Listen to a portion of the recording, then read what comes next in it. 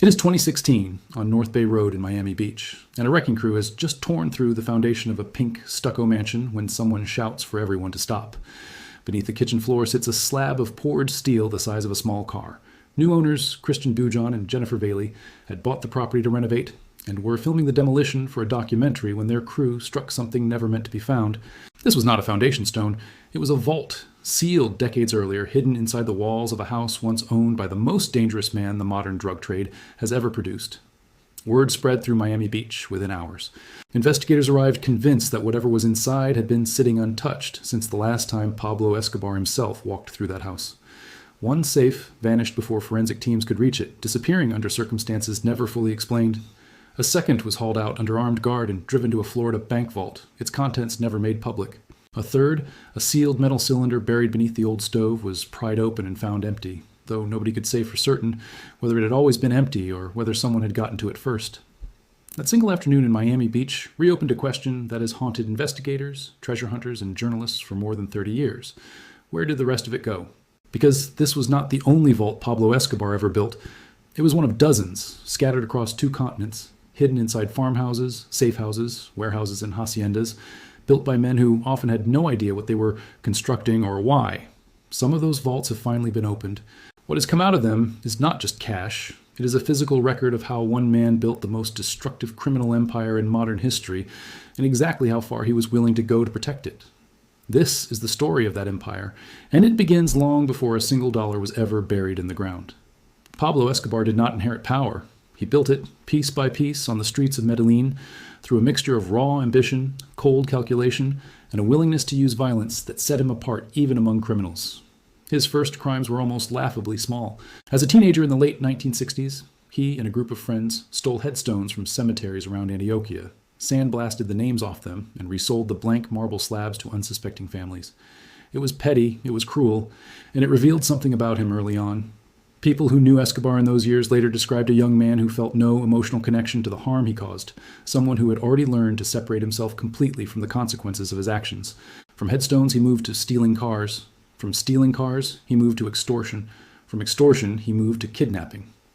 By 1971, Escobar and his crew had abducted a Medellin businessman named Diego Echevarria, collected a ransom of $50,000, and killed him anyway. The murder was not just a crime, it was a message sent to every corner of the Medellin underworld. This was a man who did not negotiate in good faith. He collected, and then he eliminated.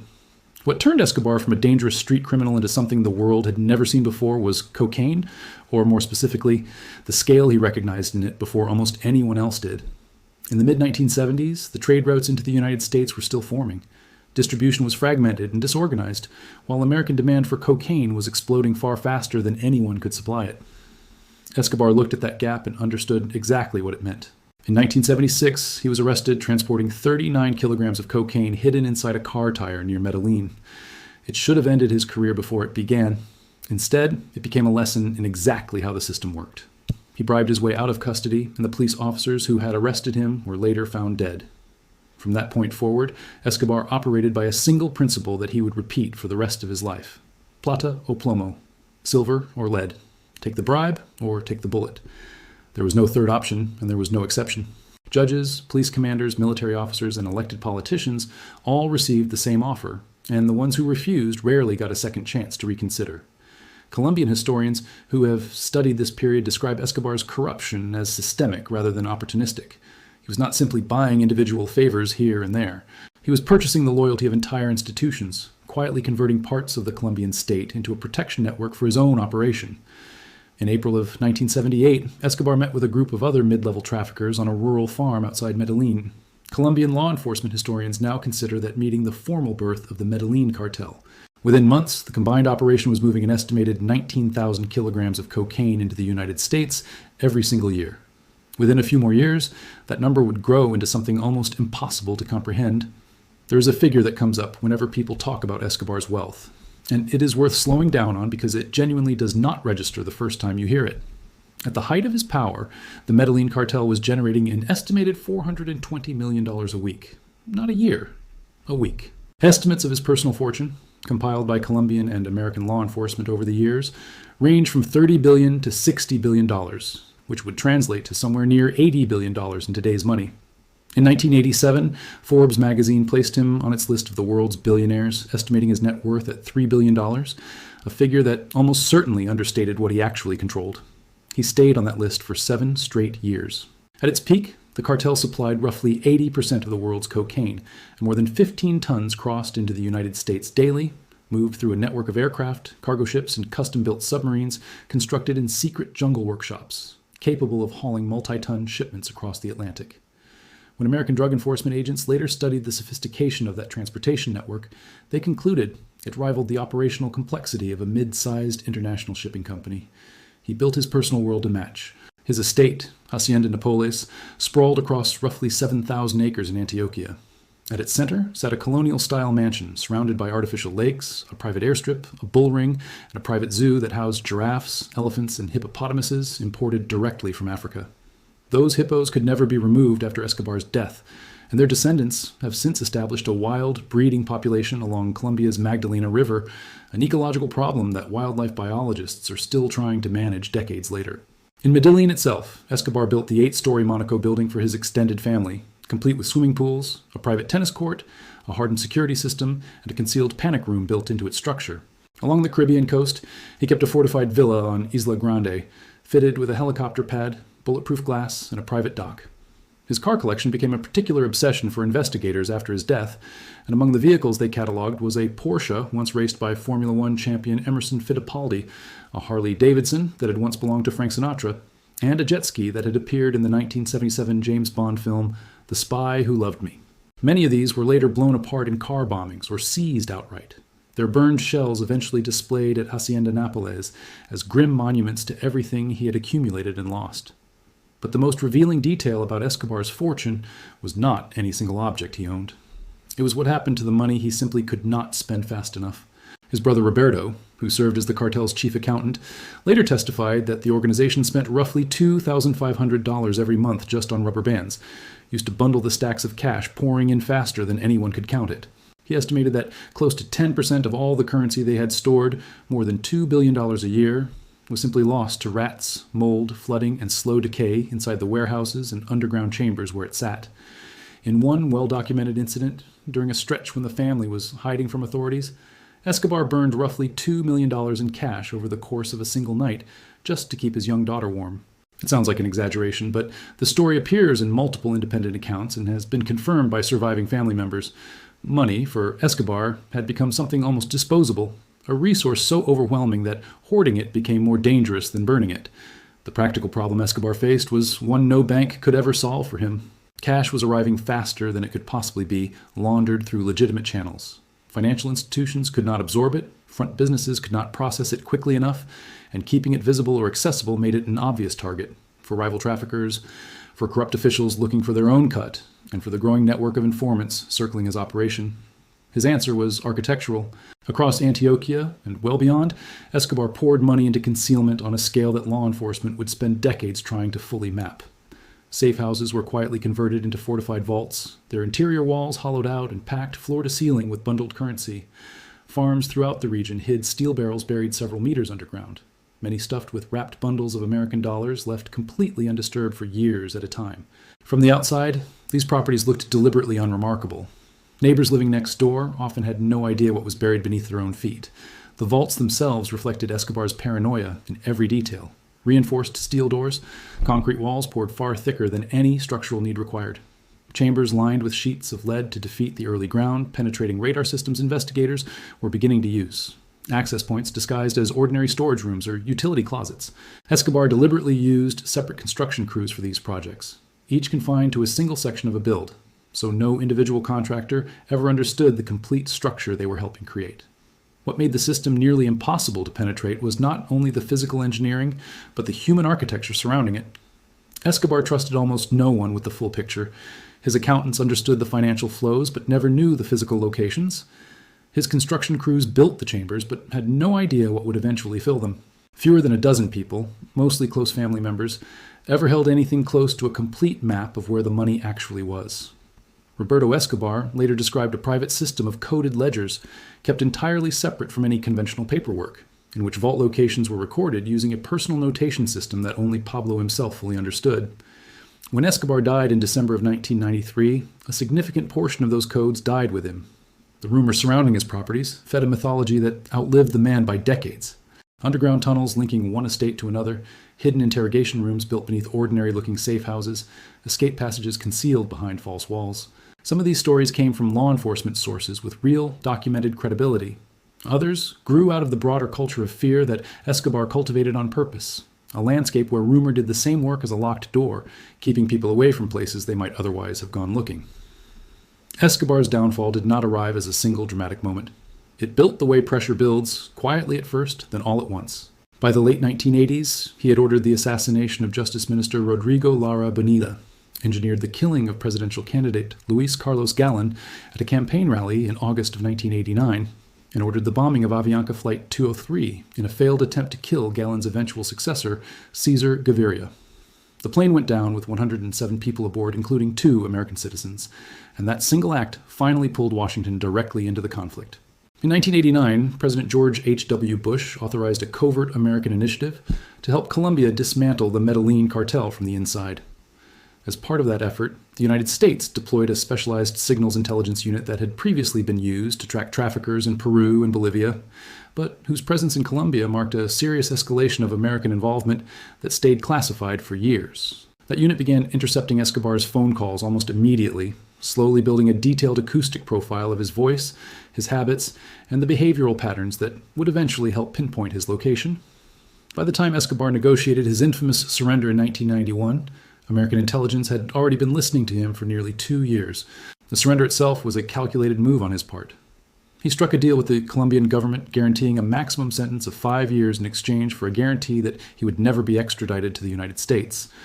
Rather than enter a state-run prison, he was permitted to build and staff his own facility, a mountaintop compound above Medellin known as La Catedral. He handpicked his own guards from men personally loyal to him. The compound came equipped with a football pitch, a fully stocked bar, a jacuzzi, an artificial waterfall, private dining rooms, and, according to several Colombian and American intelligence officials, a telescope positioned to look out over the city below. La Catedral was less a prison than a private command post surrounded by decorative fencing.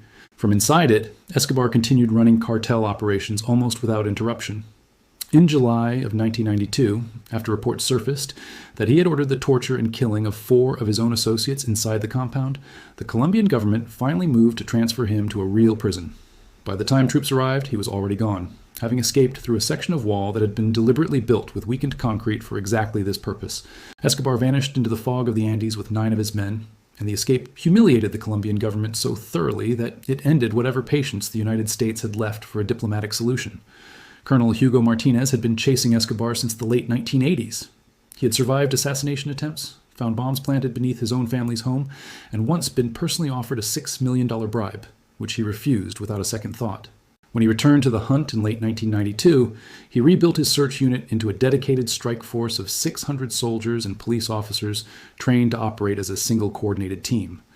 American support transformed what that unit was capable of. Real-time signals intelligence gave Colombian forces a level of precision they had never had before, and specialized American military advisors arrived in Bogotá under civilian cover just days after Escobar's escape, carefully structured to avoid violating Colombian restrictions on foreign combat troops, while still feeding intelligence directly into the operation.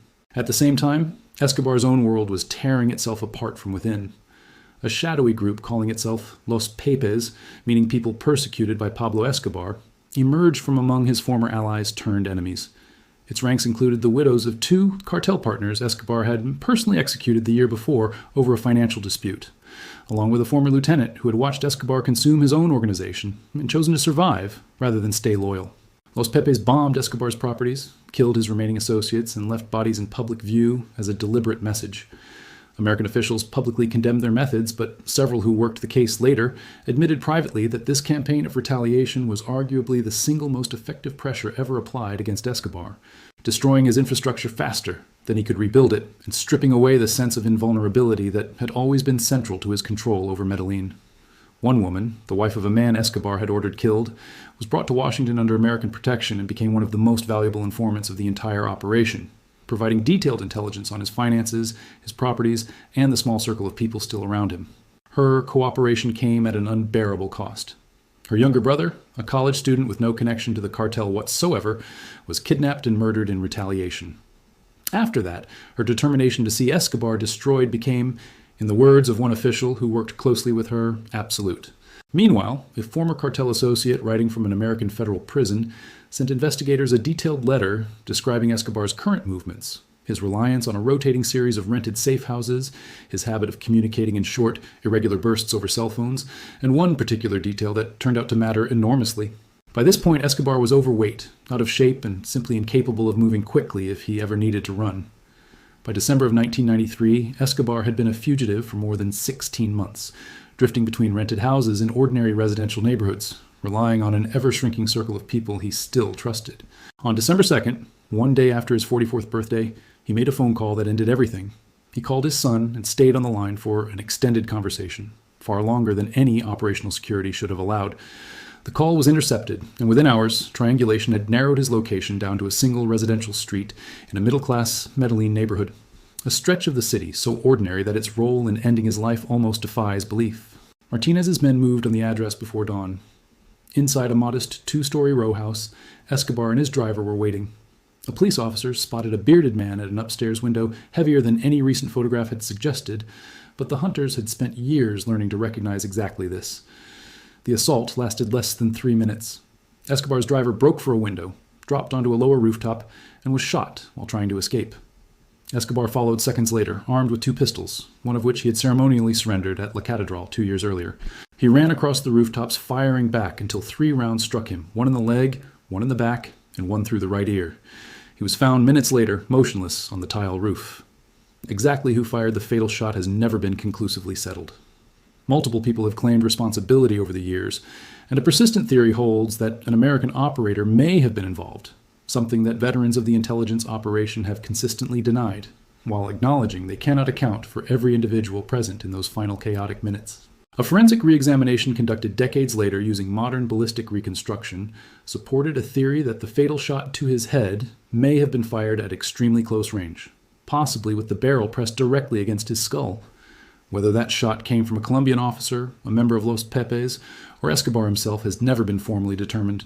The official coroner's report explicitly ruled out suicide, released as an unprompted press statement before anyone had even publicly raised the question, a detail that struck several forensic experts at the time as exactly the kind of premature clarification that raises more doubt than it settles. In the years since Escobar's death, Colombia has tried repeatedly to account for the billions of dollars that once moved through his empire, and the results have been humbling. Officially, Colombian authorities have recovered somewhere around $75 million in assets connected to Escobar, a figure that most investigators believe represents a small fraction of what was actually hidden. In 1989, newspapers published photographs of $4 million discovered in buried barrels in Antioquia. In 1990, $25 million was recovered alongside gold bars inside a cartel warehouse. In 2009, workers renovating Hacienda Napoles broke through a concrete floor and discovered $10 million sealed inside a chamber that had sat completely undisturbed for nearly 2 decades. In 2020, Escobar's own nephew claimed to have recovered $18 million from a house in Medellin, describing bundles of decaying cash wrapped in plastic alongside a gold pen, an old manual typewriter, and a satellite phone. Most of the currency had already been ruined by moisture and fungal growth. He admitted this was not the first hidden stash he had found, and declined to say where any of the others had been located. In 2017, a documentary team brought former intelligence operatives armed with ground-penetrating radar, drones, and metal detectors to search Escobar's old properties across Colombia. Their investigation confirmed how sophisticated his concealment methods truly were: lead-lined safes, false floors, and vaulted chambers engineered to stay invisible to the scanning technology of the era. They found one safe that turned out to be empty. They never found the billions. In a separate case, a farmer in Antioquia uncovered sealed drums of American currency, so well preserved that investigators said the bills looked as though they had been printed the day before. The legal question of exactly who owned that money, the farmer who found it, the Colombian state, or the countless victims of cartel violence, was never fully resolved, and it sparked a debate about recovery policy that continues in one form or another to this day.